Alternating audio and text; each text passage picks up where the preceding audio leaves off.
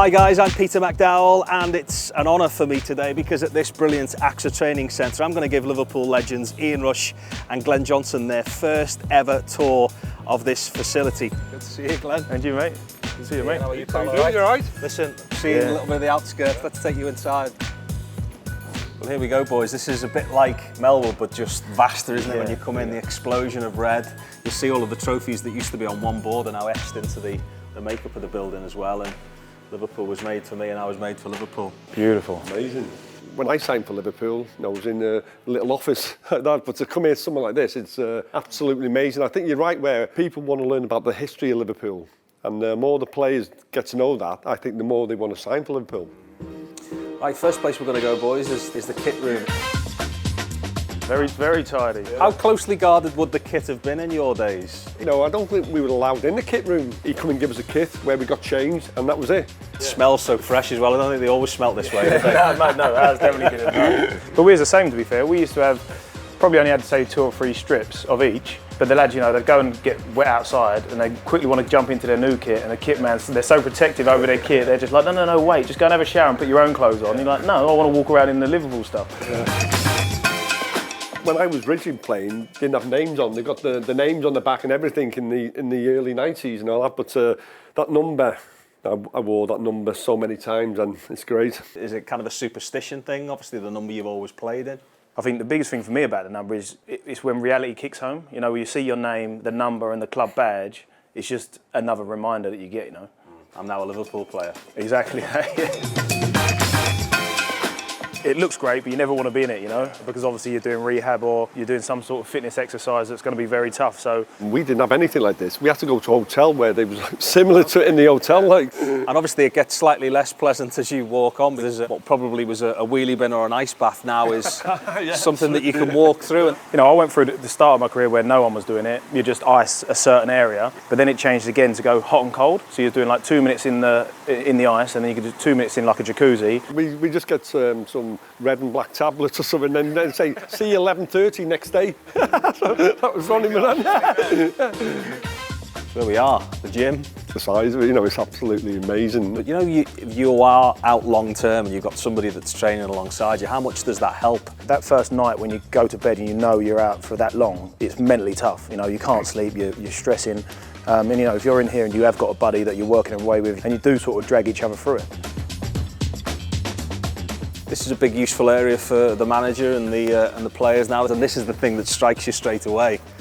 Because we talk about mentality monsters, as Jurgen Klopp often has. No, you can. Yeah, it's a powerful message, isn't it? You know, you see all the lads there with every single one of them, their arms around each other. You know, that's what it's all about. If you're going to be successful, everyone has to work together, from the players, you know, the manager, the coaches, you know, the owners, and more importantly, everyone, the fans. When I was playing, they're mostly black and white. But not anymore.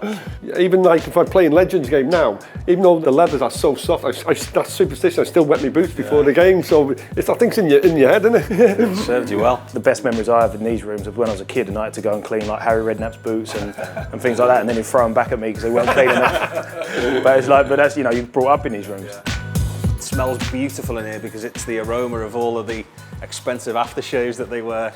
It's a banter in the dressing room. That's what it's all. It's where you get the team spirit. When you go out on the pitch, we're all together. You know, and I signed for Juventus, right? And I went over there, and the dressing room banter wasn't like the Liverpool banter, and I missed that more than anything. For me, this is the main part of it. Music as well, that always plays a big part in any changing room. Who was in charge of the music? It would start with someone, they'd play 3 bad songs, and then they'd get changed and subbed out. So everyone used to have a fair share of a pop at it. But what you don't realise is you're living every day with like 20 of your mates, you know. So that's what I've missed most. You know, obviously retiring now, it's definitely a changing room. We've got a little surprise for you here, Ian, because I know you missed the baths. The only sting in the tail here is that these baths are freezing cold. When we went into the dressing room, there'd be 2 baths about the similar size. There'd be about 15 in that one, and there's about 4 showers. No one would ever get the showers. Everyone would jump in the bath because it was nice and hot. You've probably won about 15 of each one of these. When you ask kids, what do you want? They want to play in the Champions League final. But for me, when I was a kid, my dream was to score the winning goal in the FA Cup final. And in 1986, when we beat Everton 3-1, my dream came true then, and that's always going to have special memories for me.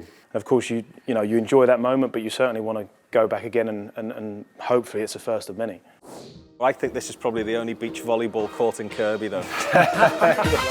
It's important to have this little bit of a fun area as well, isn't it? Yes, you've got the serious training on the other side, but then what this does, it keeps them together longer and bond a bit more, and it's brilliant. And you come back from injury as well, and you do lose your first touch, don't you? So it's all about getting your touch back and that before you go into with the main team.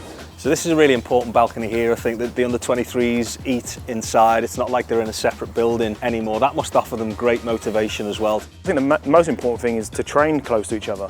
Because with the first team, if you get an injury or whatever, you could just call the player over that's training really well, and then all of a sudden they got a chance to impress in the first team, and you never know, they might not go back to the 23s. The first team players, they're getting to know faces as well. Young players as they are, they get very nervous training with the first team, so I think it's a bit more relaxed. But what do you think? How would you sum it up?